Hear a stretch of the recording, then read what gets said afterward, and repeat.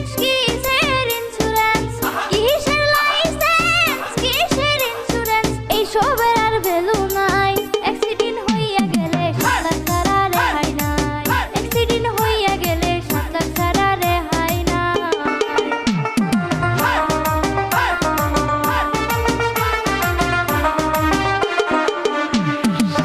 BA pass করিলাম চাকরি না পাইলাম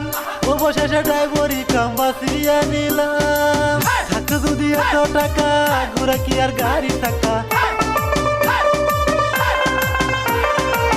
থাকতে যদি এত টাকা ঘুরা কি আর গাড়ি থাকা ভালো একটা বিজনেস কইরা সংসার চালাইতাম ড্রাইভারের জীবনে কোনো দাম নাই ভাইরে ড্রাইভারের জীবনে কোনো দাম নাই